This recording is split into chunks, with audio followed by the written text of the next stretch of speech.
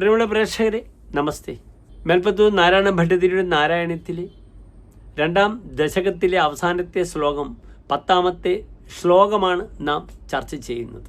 ത്വദ്ഭക്തിസ്തു കഥാരസാമൃതഝരീ നിർമ്മജ്ജനേന സ്വയം സിദ്ധ്യന്തി വിമലപ്രബോധ പദവീം അക്ലേശതസ്തന്വദീ സദ്യസിദ്ധികരീ ജയത്यै വിഭോ സൈവാസ്തു മേ ത്വത്പദപ്രേമ പ്രൗഢിരസാർദ്രതാ ദ്രുതതരം വാദാലയാധീശ്വര. ഇനി ഈ ശ്ലോകത്തിൻ്റെ പദച്ഛേദം ശ്രദ്ധിക്കുക.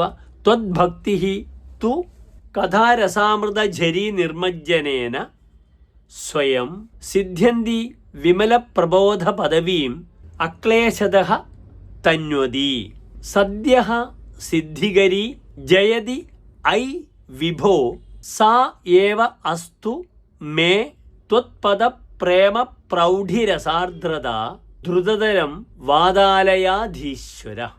ഇനി ഈ ശ്ലോകത്തിൻ്റെ അന്വയം നമുക്ക് ചർച്ച ചെയ്യാം. ത്വദ്ഭക്തി തു കഥാരസാമൃതഝരീ നിർമ്മജ്ജനേന സ്വയം സിദ്ധ്യന്തി വിമലപ്രബോധ പദവീം അക്ലേശതഃ തന്വതി സദ്യഃ സിദ്ധികരി ജയതി ഐ വിഭോ വാദാലയാധീശ്വര ത്വത്പദപ്രേമ പ്രൗഢിരസാർദ്രത സാ ഏവ മേ ദ്രുതതരം അസ്തു. ഇനി മേൽപ്പറഞ്ഞ ശ്ലോകത്തിൻ്റെ സാരാംശമാണ് നാം ചർച്ച ചെയ്യുന്നത്. ശ്രദ്ധിക്കുക.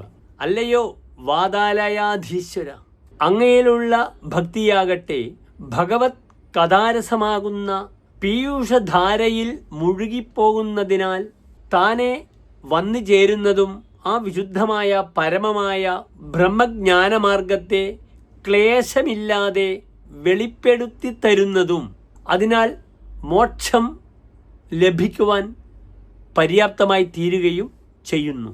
അല്ലയോ ഭഗവാനെ, അങ്ങയുടെ പാദങ്ങളിൽ ഉറച്ച പ്രേമരസത്തിൻ്റെ ആർദ്രത എനിക്ക് എത്രയും പെട്ടെന്ന് ലഭിക്കുമാറാകട്ടെ. ഇതാണ് നാരായണ ഭട്ടതിരിയുടെ പ്രാർത്ഥന.